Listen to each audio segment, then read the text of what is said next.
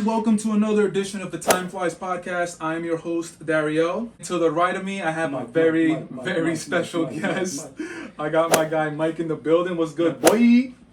Another day. Another day. Maintained. Another day, another album to dissect. Weather's getting a little nicer. Me and your boy Facts. showing some thighs. Keeping the thighs out. You heard? Yep. You heard? Yeah, man, so today's episode, as you can tell by the title, we're gonna get into the shits. We're gonna break down Kendrick's new album. We're gonna break down Mr. Morale and the Big Steppers.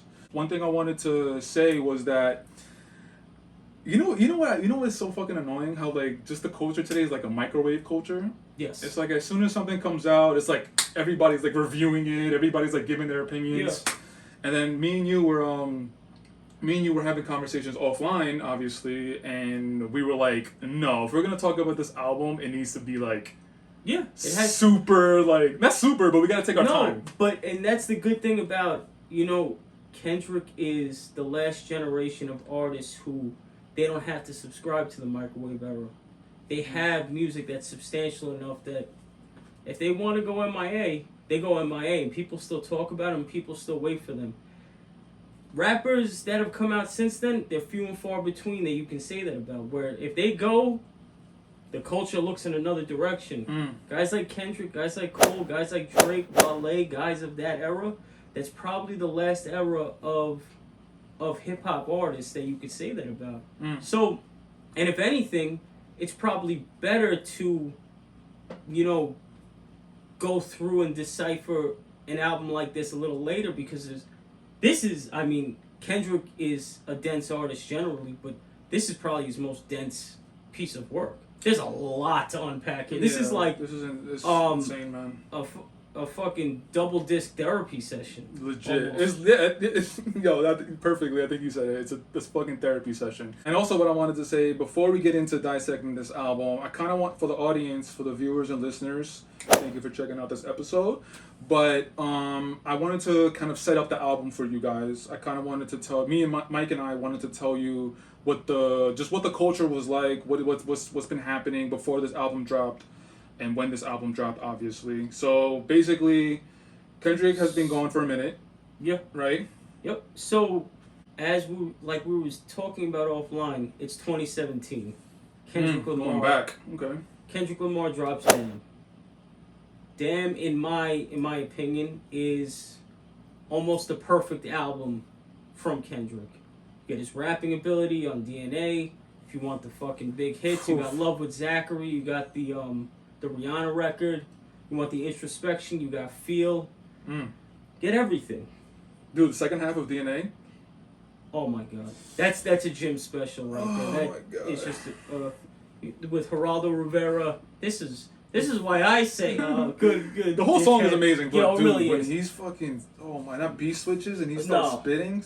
And he's the first artist that I really took notice to the beat switching. Remember on Good Kid, Mad City? Yeah. On the record Mad City, he had that beat switch, and it was just incredible. But so I say all that to say, after Damn, Kendrick remains pretty silent, with exception to the Black Panther soundtrack, which was kind of like a TDE project as a joint venture with the production company of Black Panther, which I'm not sure who produced Marvel, Disney, all that shit. So, and then after that, nothing. Yeah. Radio silent. So, like we were just speaking about, artists like Kendrick and like the other premier artists of his generation, they can hang out and it's like, okay, we're here, we're waiting. It just so happens that the world turns upside down in Kendrick's absence. This is where the fucking pandemic took over. It literally has changed the course of the world. It's not just New York, it's not just America, this is the world. Facts. In the midst of all that madness, you have the George Floyd incident, you have the upswing in public displays of police brutality, the polarizing Trump presidency, which Damn still kind of covered that a little bit, but so, and on top of all that, with all this madness, you get the mental illness piece of it. Mm-hmm.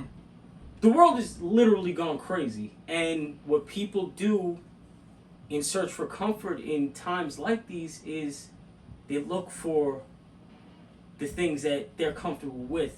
They look, so because in my opinion Kendrick has established himself as a social commentator with records like To Pimp a Butterfly, where I'm still analyzing To Pimp a Butterfly. it's still, and All Right was basically just like an anthem. Uh-huh. It's your modern day Black Power anthem. And he won a Pulitzer for that album, right? Yeah, he won a Pulitzer. That's for insane, that. bro. And that was your boy Pharrell. All right. Let's go. Actually, he's my boy, but it's the all day, right? Yeah. But yeah, man, like a fucking rapper winning a Pulitzer? What? The only What one. are we saying, And dog? you're talking about guys like the GOAT Nas. You're talking about dudes who, even though I'm not personally a fan of him, I'm sure there's people in Kansas that would say Eminem is deserving of a Pulitzer. Yeah. So, so to get back on course, it's kind of like in these times, people were waiting on Kendrick to come back around. Yeah. King Kendrick, where are you? We need your commentary on everything that's going on. Yeah. He's silent. Ready to go somewhere. So then 2021 comes around. Okay? So there's Signs of Life. There is the letter he comes out with where he's basically giving you a synopsis of where he's at in life. Yeah. He barely keeps a phone on him. He takes long rides. He's a father now. He said he didn't have his phone on him for like 5 months or something. That's insane, dog. He's reestablishing his identity independent of his fame. On top of that, you're seeing the other two heads of the three-headed monster. You're seeing Drake drop. You're seeing Cole drop. Cole specifically, drop an Album of the Year contestant. I believe he was in your breakdown. He was in your top 5 favorite albums of the year. Yeah. And people like me, honestly, were like, "Oh, this must mean Candyman's coming." Yeah, because Drake dropped last summer. Yeah. With Certified Lover Boy, And with the whole Kanye stuff, and then J. Cole dropped around the same time. I think before. He came out first. No, Cole came out first because I remember people commending him on like, "Yo, he's getting ahead of whatever's coming." You're right. You're 100% right. Yeah, he's the first one to drop, and he set a tone because 100%.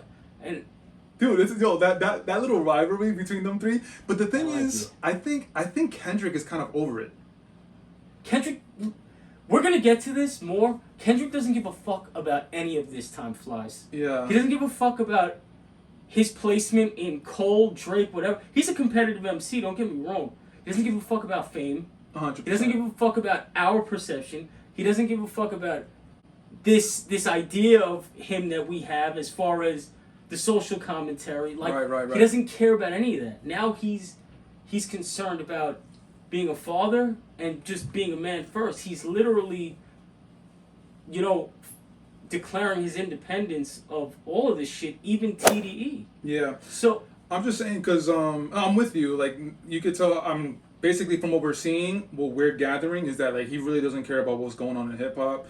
He's really focused on his family, on bettering himself, and all that stuff. Which is what we're hearing all over this album. But there was a time that you could easily tell that he was like, "Nah, I'm the dude. I'm number one in the fucking rap game." What did he come out in the BET Cypher talking about? The soft rapper got I forgot about I know. the Cypher. And listen, the brilliant DJ Premier once said, "You can enjoy hip hop music, but you have to know how to listen to hip hop music." Because these dudes, just like the dudes before them, whether it's the Nas, the J's, there was a Nas and Jay beef long before it went public. Nas was talking about the Lexus is the minimum. Jay-Z was all about the Lexus in the Reasonable Doubt album. But you have to decipher these things. You have to break these things down. With that said, Kendrick and Drake have been going at it for a long goddamn time. Yeah. So, we circle back. We get the letter. Right. He tells us where he's at.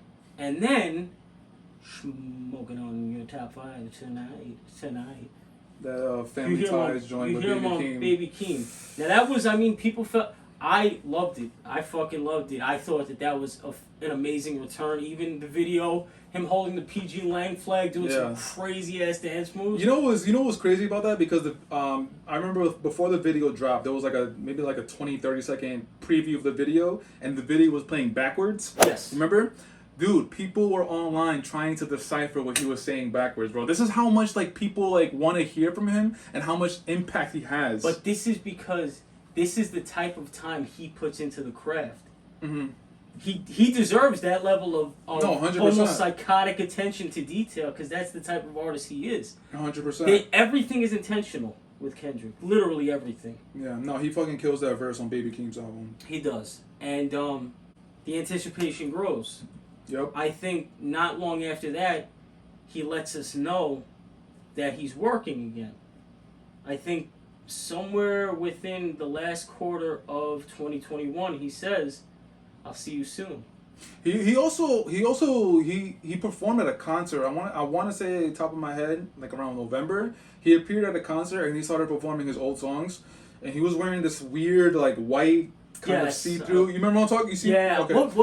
That was. It was a festival. Yeah. I don't know what it was, but like that was the first time we seen him perform music in a minute. So that's also another indication that he's he's warming up. Exactly. He's warming up. He's getting his fucking he's getting his plays in or whatever. Yeah. So he's shooting around in the gym. Exactly. So yeah, and then from that point that you're speaking on, and him telling us that he'll see us soon, there's not really anything after that up until April.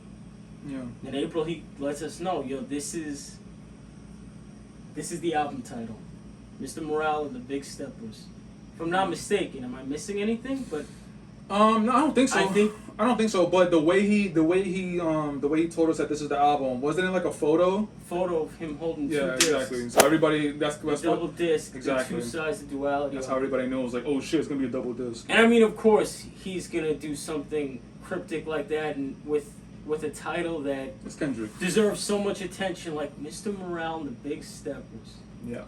It's kind of like Good Kid, Mad City all over again. The Good Kid is the Mr. Morale, the Mad City is the Big Steppers. So, I mean, so you get that, and it's coming on. What day is it coming on? It's coming on Friday, the 13th, May 13th. Yeah. Because of course, everything is intentional with this man. That is not by accident. I don't know if people think, oh no, maybe this is a record label, 2 weeks to warm it up. No, motherfucker. He said, I'm dropping Friday the 13th. I guarantee it. I'll put money on it. And it was TDE. It was his last album on TDE. Last album on TDE, which is another thing he let us know prior, when that letter. Oh yeah, I'll see you soon letter. He detailed that this was going to be his last album, and it seems like a peaceful split. I mean, we don't know the other side of it, but from face value, from surface. It seems like a peaceful split. Yeah, I was literally gonna say that. It's like, I remember, I think Punch tweeted out something, or I'm pretty sure he tweeted out something, basically showing him support. Yeah. So yeah, like you just said, on face value, everything looks cool. It's gonna be like a very amicable split. But again, like you said, we don't know. Amicable things behind doors. Was the word I was looking for too. Things behind closed doors, you never know. But yeah, man. Punch, we need more music from you, man. I know you're somewhere listening to the TimeFlies podcast. Hey, yo, Punch, hook us up with some tickets, dog. What up? We need more music from you. All right, man. So, I mean, I feel like we did a good job of setting up the audience as far as like what was going on right before this. Elements. Do you have anything else you want to say? You want to jump right into it? Let's get into it, man, because I was waiting a long time for this, and it didn't disappoint. All right, let's do it. All right, man. So for Mr. Morale, the first track off the album, we got United in Grief. Fire. Of course, fire. Of course. One of the big takeaways that I took away from the song is he basically tells us that he's talking to a therapist. Yeah. Like, just verbatim. No. One of the lyrics is like something with therapist. He's also setting the tone to say, hey, yeah, I know you guys view me as Superman and shit, but we're united in grief. Like, this is what I've been going through this whole time. Like, this is where I'm at. He's talking about death. He's talking mental health. I mean, Kendrick has never shied away necessarily from the mental health conversation, but he's letting us know in a very, like, on top of this very just crazy production, the wild drum, like it's really dope. Yeah. Really dope way to set the album off. 100%. So yeah, it's just like you said, he's basically telling us that he's human. We all have grief, and he's dealing his own way. Telling us that basically the things, because obviously he's making a lot of money from his career, and he was telling us that he's making all this money. He's buying Porsches, Rolexes, and he even says that he's giving his cousins $50,000, and just to post a caption on the gram. And like you can see how this is all like he's seeing all this, and it's like, what the fuck are we doing? And he's telling us, and it means nothing. The Benzes, the Rolex, it means nothing. Yeah. When you're fucking grieving. But of course, none of it does shit. But of course, as far as like him, this is his first time coming into that kind of money, coming into that kind of fame. So you feel like you need to get all this stuff to make you feel worthy. And so many people fall into that, dog. And like, I'm human. If I ever get rich, I'm probably gonna fall into that, dog. Like, honestly, everyone, it's almost a necessary evil of coming into that level of money, where to learn, okay, we should manage this a little better. You gotta kind of ball out a little bit. But he does a callback on Savior, which we'll get to later, where he mentions Baby Keem, also displaying similar habits, buying the cars, but yeah. So this was an interesting way to start off the album, but it was appropriate, I feel like. 100%. And for all the women that's watching, first of all, thank you very much. But the next thing I'm about to say, don't be offended. Kendrick's flow with the bitch in the miniskirt. Yeah. Yo, that's another thing we get from Kendrick. Whitney asking him if he's got a problem. That's not even just in one track. You get that throughout the album. This is what I mean. Referring to that conversation. There was a couple of threads in the needle, and he even touches on there's been marital trouble here too, man. Like shit has been happening. Yeah, the first track I feel like is kind of like a warm up to let us know that he's having these talks, and then later the other tracks that we're gonna talk about, like there's one of them that's like super in-depth, like super like let's get deep into this conversation. It's crazy. Yeah, the reason why I did that is because, dude, Kendrick is a fucking alien, dog. He does different flows, and when he does the different flows, it's not like corny, it's not like what are you doing, it's like like Kendrick, this is fucking amazing, dog. I mean, and he warned us on Baby Keem's record. He warned us that he was coming with some new flows and shit when he popped up on Keem's album. So yeah, and then and the rest of the album, he has other flows as well, dog. A bunch of different pockets. But yeah, man, when I first saw that track and when that part came on, I was like, oh my god, dog. I was like, Jesus Christ, man. Fire. So United in Grief, first track, great warm up. Incredible. Great setup. Great setup. It really set the stage very well. You want to move on to the next one? We good.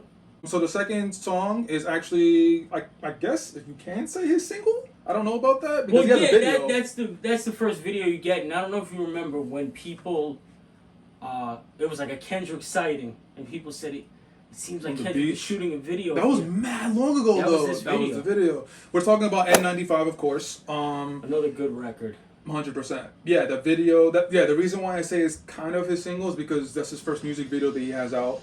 So yeah, I guess it's a single, right? And not a single per se. Not like in the old school term, you know. No. The old school definition of single no longer really exists. 100%. The single is just, listen. Well, especially in Kendrick's position, he could have dropped fucking the most bar heavy track on this album as this single, and it would have picked up steam, because that's just the times we're in. Yeah. So N95, I do love the fact that this was the first fucking pseudo single we get off the album, because the content of it, he's basically critiquing all the bullshit that's going on. Hit it right. All the shit at the surface, that's not really what it is. Yeah, he's making fun of the culture. But in where it's necessary. 100%. He's not just, demonizing things that don't necessarily need to be pointed out. It's all the bullshit that's going on. It's all the bullshit. He's talking about the cancel culture. He's talking about the clout chasing. and he's just saying like the fake righteous shit. He's like laughing at that shit, dog. Yeah. It's like, oh, this is what the culture is, like, whatever, dog. But yeah. So I mean, the video is, dude, Kendrick, it's like you said earlier, like everything he does is very meticulous. It's very like strategic. The video is just like, yo, his visuals lately have been fucking stupid, dog. When real quick, and a pop-up question: when do you think that really took for him? When he really started to elevate his visuals? Because I remember for All Right, in the video, I remember like I think he was in the back of a truck and he was levitating. Yeah. And he was just like kicking his feet in the air. I don't know if that's like the first one I could. I'll tell you, I think when it started to change, first of all, you got to start getting some ground under your feet to kind of do what you want with your videos, which after Good Kid, Mad City, he got that ground. I'd say the first time I saw it was the King Kunta video. Remember, the King Kunta, it was very simplistic, but it was like impactful, because King Kunta was kind of an audio description of growing up in Compton. Yeah. And the video was Compton. It was just, showing all sides of Compton. Yeah. And I think that's the first time I noticed like a shift in the way his videos were shot. But this album, without a doubt, that would have been the first time. But this album with the N95 video, I just think it's even the Keem record. I thought the visual was kind of fire too. The one Family Ties? Yeah, back Family in the day? Ties. Yeah, no, it was pretty sick. It was pretty dope. Maybe that's the PG Lang style of videos. Who knows? We'll see. Yeah, PG Lang is gonna go on some like artistic shit, dog. You can feel it, bro. Kendrick is not playing, dog. He really wants to. And that I expand think his is his shit. only features on this album are artists on his, other than Summer Walker and shit, and then Ghostface. Ghostface, yeah. But I can't wait to hear what you have to say about that track, because I know Ghostface is one of your dudes. Yeah. I mean, he's obviously, I love him too, hip hop all day, but I know, Yeah. We'll get to that. 100%. Yeah, man. N95. Yeah, if you want to add anything else. No, I love that record because it really speaks to all of my pet peeves that are going on. Like all the shit that people do for fucking social media clout with no actual substance or action behind it. He's calling you on it. On this record. We're in the microwave era, where everybody just wants to pop off. We're in just the surface era. Don't get me wrong, time flies over here. If we pop off, it's cool, but like we're trying to pop off with like integrity. Exactly, with integrity. We're trying to break down albums, movies, just like with integrity. So if you blow up this channel, thank you very much. Yes, yeah. But yeah, man, N95, great song, great video. Kendrick doing his shit. The next track. This is a very interesting track. We got Worldwide Steppers. Okay, you go. No, I mean, the first thing I want to say is that this is the first appearance of Kodak Black, who he so strategically uses on this album. I love insane, it. Dog. Because the thing is, for me, to go on a short kind of veer off real quick. No, 100% go. I really noticed off of Kodak's album in 2017, the name loses me, but I was like, this dude has a lot to offer. Yeah. His public image is who he is as a person, as far as he's a troubled individual, he's a street guy, but there is like this duality to him. And of course Kendrick is someone who is going to pick up on that, and he's the perfect person to use in an album where he's trying to draw the distinction between Mr. Morale and the Big Stepper. Yeah. In the public's eyes, he would be deemed the Big Stepper, but there is so much more to him. So you see Kodak. This is Kodak's first appearance on the album. Kodak Black, and he's just talking his shit. Man. Yeah, no, shout out to my guy Neil, because I was doing a podcast with him and we actually fell into this topic a little bit about Kodak Black. He's literally saying the same thing as you. Like he has a lot to say. He's actually really good. He's a very good storyteller, but it's just a public persona. He's just getting some stupid ass shit, bro. Yeah, he just got shot a few months ago. Jesus, which is why I've never really given him the time of day, because of all this shit that I see in front of me. I'm like, but what's interesting is that I hear it from all angles, from you, from my boy Neil, from what I see on the internet, from like respectable people in hip hop. Yeah. It's like, yo, this guy really has something to offer. Yeah. But for me personally, it's just I just can't get over that hump, dog. I should, but I don't know. You should give that album a chance. Yeah? Yeah. I might give it a chance. But yeah, so this is the first appearance of Kodak Black on the album. And it's such a fucking hard record. 100%. 100,000%. And this song on this track, we get to hear him mentioning to his girl Whitney that he might have a sex addiction. Yeah.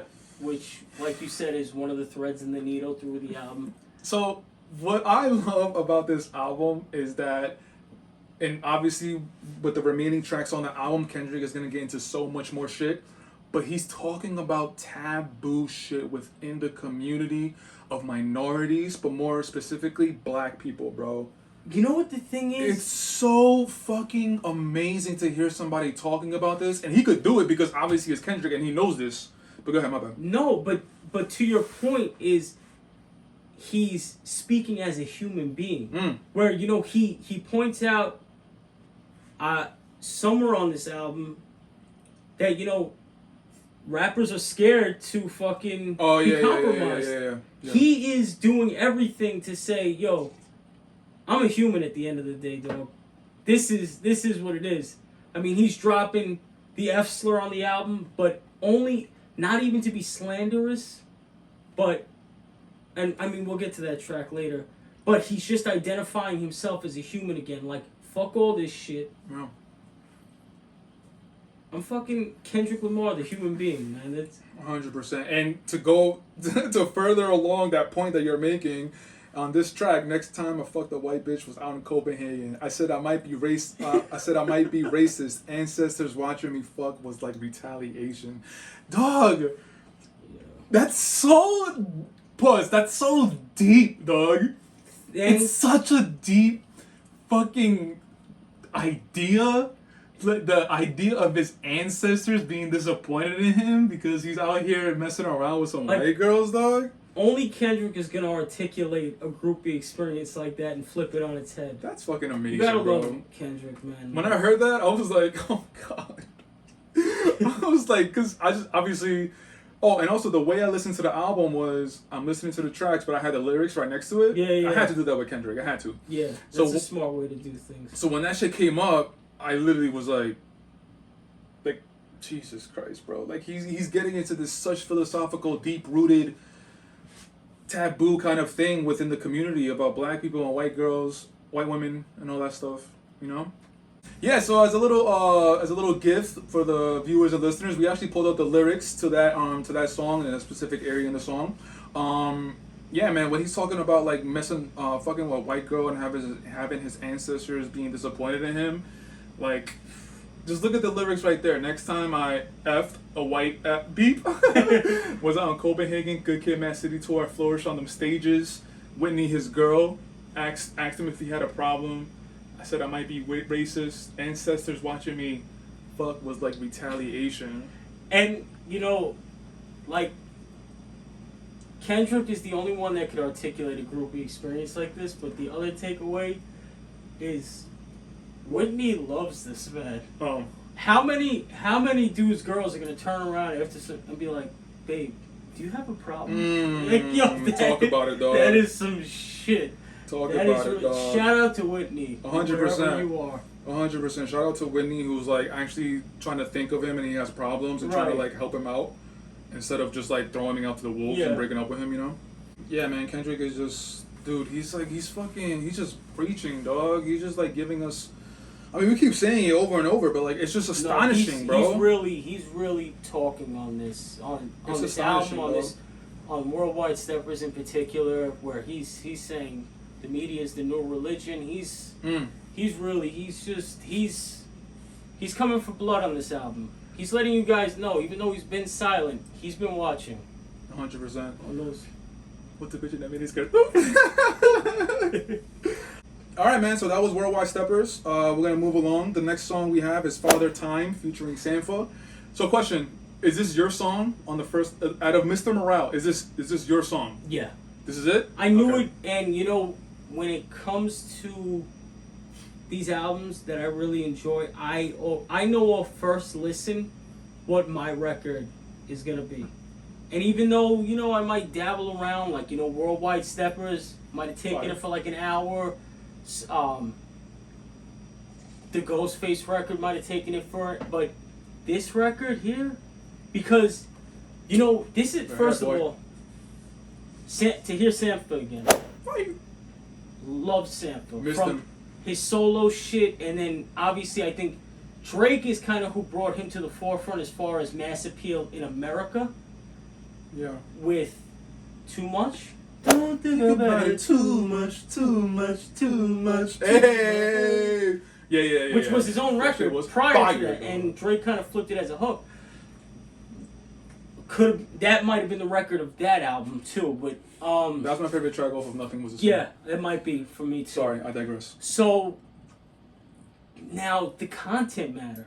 This is also the evolution of Kendrick Lamar, where you could tell he's reflecting on his life experiences differently now that he's become a father himself. Because what he's talking about is a topic that many dudes, many men, they deal with, and it's the fact that they wanted something out of their father, but there's like this boundary because of the the status quo or the idea of what a man is in society, where the men of our generation are just starting to kind of break those walls. Our fathers weren't necessarily there. Our fathers were very much...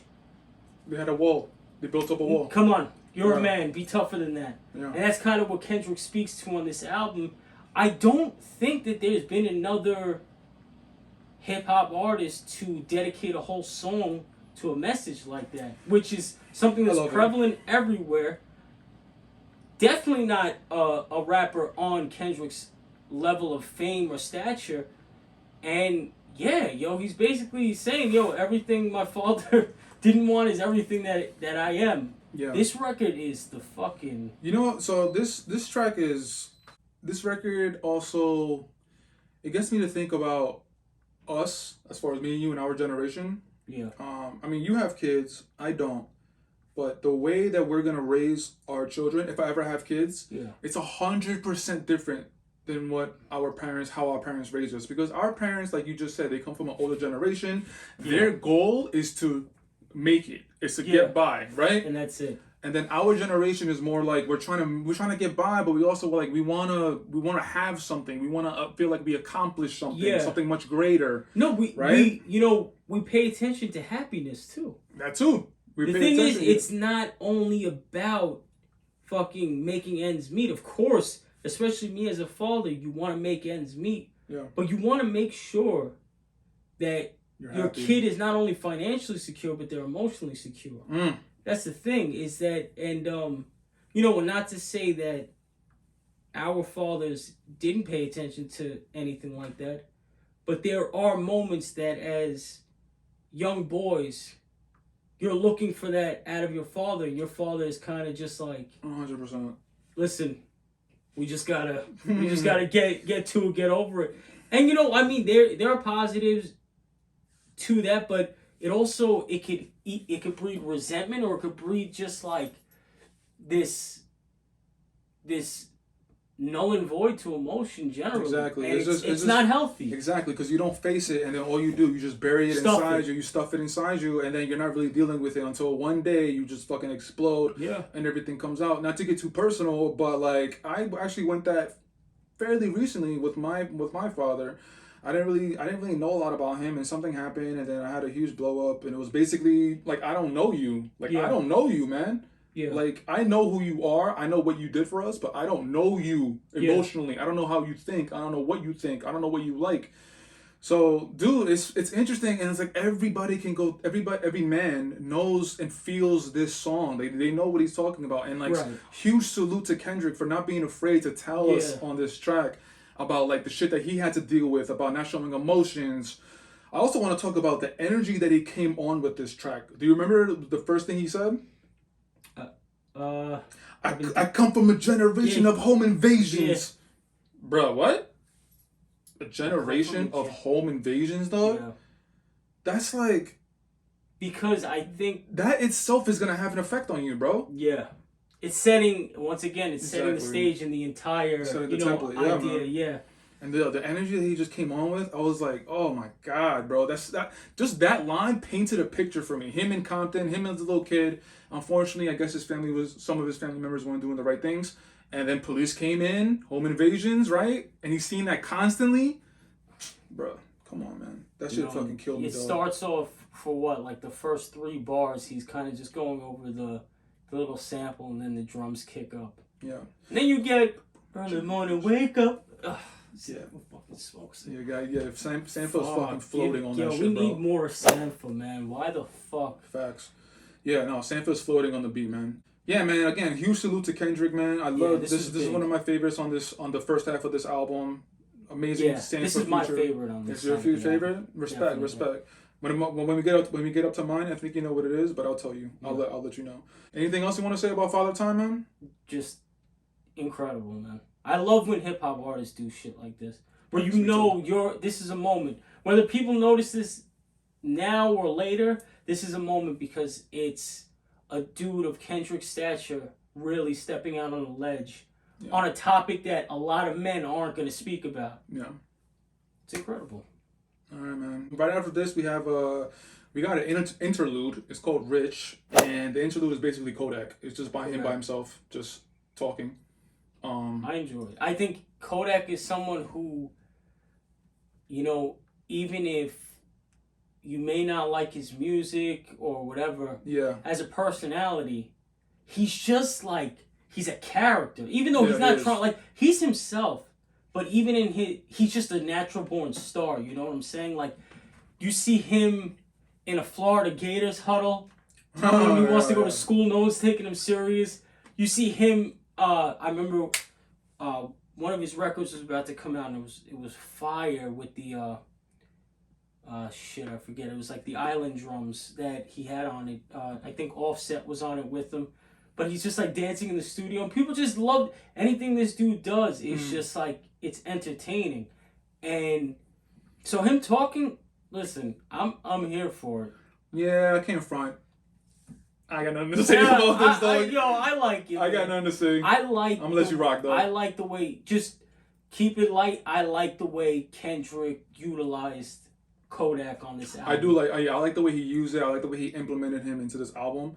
But as far as this track and the one following this track, I kind of don't really have anything to say. Yeah, offline, I remember you telling me that this wasn't your favorite on the album, the Rich Spirit track. Yeah, the Rich Spirit is right after the Rich interlude.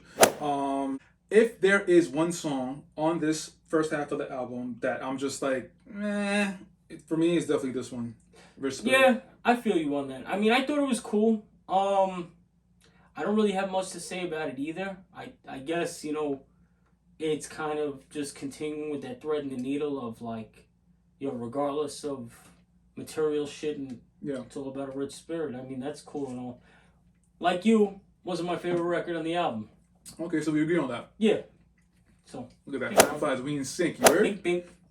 We in sync. All right. Next track. Let's go. This is it. This is my favorite. This is my favorite. Let's go. So you talk about it. Fucking cry together.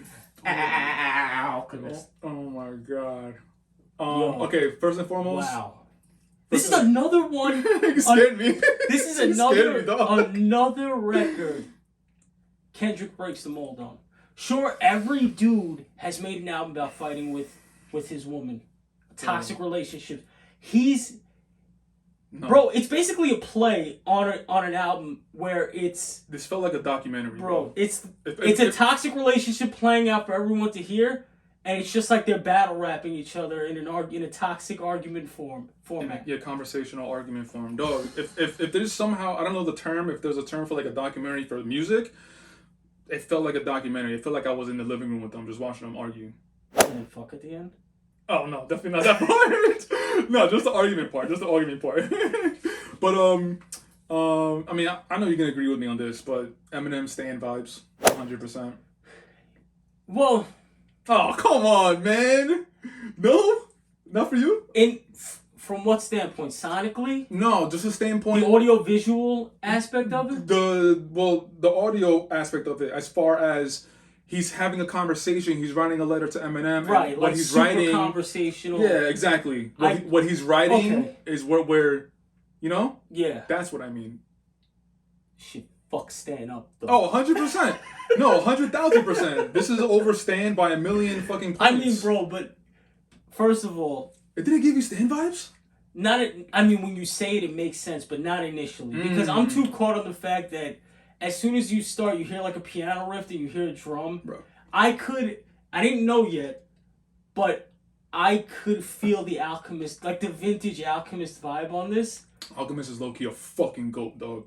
Yo, nothing even low-key about it. That man is fucking ridiculous. 100%. But yeah, like this is literally anyone who's ever been in a toxic relationship, though it might not have gone as far as this argument does. There's pieces in there that are like, oh yeah, been there.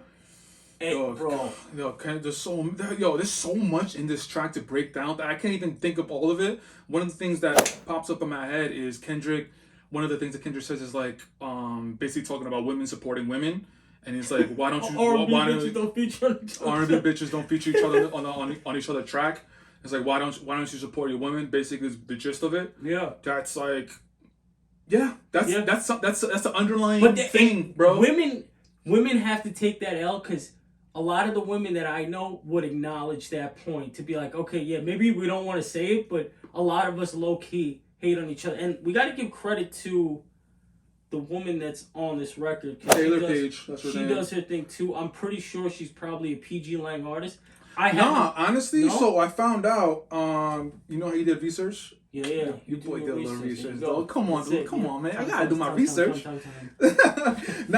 So I found out that Taylor Page, I don't know if she's part of PG Lang, but she's an actress, and she co-starred in a movie called Zola. It's with another actress. Her name is Riley Q, I believe. But she's an actress, and I don't know why Kendrick pulled her for this song. Because she's gonna sign that dotted line with PG Lang. Maybe, but she does her thing though. No, 100,000%. She does her thing, and she kills it. She holds up her end of this debate, pulling out all the classics, the Little Dick, all types of shit. Yo, oh my god, this is my favorite song, bro. It's just I love. This is a standout too. I love the feeling of like just feeling like I'm there with them and watching them have the argument, not watching them fuck, but watching them have the argument, and then they're talking about these underlying tones that nobody really wants to talk about, and the way the track ends, Taylor Page is like, what does she say? She's like, she basically says like, start talking about it. I forgot what she says verbatim, but yeah, man, what she says at the end of the album is just end of the song is just the perfect way to end the song. See, bro. Now this is kind of like the bittersweet part of this album in one song, in a sense that I love the record, but I can't say it's my favorite because it's so heavy that I can't say I'm gonna bump this every day. I'm gonna bump, like, it's so fucking heavy, man. I must be crazy because I've been bumping that song, dog. You just found out that your host is a low-key toxic individual. Listen, man, I'm a human. We're all a little off in different ways. No, that's a whole fact. I don't bump this song. I don't put it as loud as volume. I mean, the production suggests you could bump it though. It's fucking incredible. Yeah, Alchemist, you will fucking go. But I do have it. I've been having that song in the background lately, bro. Just like. I just like the tempo of it. I like the flow of it. You appreciate it from a musical standpoint. 100%. I get it's. But if I start listening to it, for me, I'm just someone who, you know how I am when it comes to lyrics and words and shit. I just. Yeah. So. Great fucking record. Another one that Kendrick breaks the mold on, man. This is. Yeah, this is my favorite. No question, hands down. Don't even ask me. We cry together. Shout out Taylor Page. You did your thing. You heard. Yeah, like I keep saying, this song, Kendrick breaks down so much shit that we can't really get into it, because if we do, we're literally going to be here for an hour, because it's insane. No. So, we give our gist of it. The final track off the first half of the album, Mr. Morale, we got Purple Hearts, featuring, to me, surprise guest. Actually, no, Summer, I could see it. Summer Walker. Oh, that's a surprise guest for you? No, the second. Oh, yeah, the second. The second has Ghostface Killer. Listen. That was a surprise for me. I could have sworn, right, when I looked at the track list, I did not see Ghostface name. I saw Summer Walker, but I did not see Ghostface. And even when I bought the album, I still fucking buy albums. Where'd you buy it? Where'd you go? I went on iTunes, but Oh, I right. ordered it off Target.com because that's the only way to get that fizzy. Look at that, man. So That's a low hip hop line right here, yo. I need give something him his flowers, physical. dog. I'm 31. I'm not like the people under my age. I need the physical too. But yeah. I was trying to let it go, but I was like, let me just throw one in there. So, yeah. what do you call it? Surprise Goldfish. So even after I buy the album, I'm listening to the album. I'm on my commute to fucking work, and I hear a familiar voice at the end of the track. And I can only imagine what your reaction was. The thing is I have these moments when I'm really not expecting something. Even if I hear a voice as familiar as Ghostface, it takes a second for me to realize, oh, hold up. That was like when Cam popped up in the beginning of Cole's album. Yeah. I was like, okay, I didn't see this coming anywhere. Oh, yeah. But that's Cam. But even more so, because you know me, like when it comes to that era of the MCs, the Ghostface, the not. So I'm like, oh shit. But he does his thing though. Like the 100%. thing is that people may not know about Ghost is that the shit he was rapping about on this record is nothing new to Ghostface. Yeah. If you were to listen to his Iron Man album, he's always been on some metaphysical shit. Yeah. He's always talked about the women. He's always talked about love. He gets deep into his bag. He's in his fucking bag here. Yeah. And that I would imagine that's exactly what Kendrick was looking for when he asked Ghost for a verse. Yeah, man. So like I said, the Summer Walker. The record is good, man. Record is good. The Summer Walker part, like I liked, I enjoyed. It makes sense. Ghostface comes on the track, and I was like, oh, okay. And I didn't see any track list, and it's not even I did it on purpose. I just I guess I forgot to check for it. Yeah. So I'm finding out about these features, listening to the songs. And that was a very, very pleasant surprise. Was I the only one to put together that this strategically came right after We Cry Together? Because the hook is shut the fuck up when love talking, almost like to rationalize. Everyone who's in a toxic relationship will be like, nah, you don't understand. This is my relationship. Yeah. Like, shout out to you guys. Shut the fuck up when love's talking. Shout out to y'all. Define this as love. Going through that relationship, staying strong. We're here for you in spirit. But anyway, Keep that shit away from me, man. I've been there and I never want to go back. I don't even want to be close to the energy. Hey, but we learn some lessons. We live and we learn. You'll learn too, hopefully. Big facts. We live and we learn. But I do feel like it was strategically placed after We Cry Together. I mean, yeah, I'm not surprised. If it is, I'm not surprised. I wouldn't be surprised. That's just me overthinking things. Nah, but you probably have a point, dog. You probably have a point. You probably did that.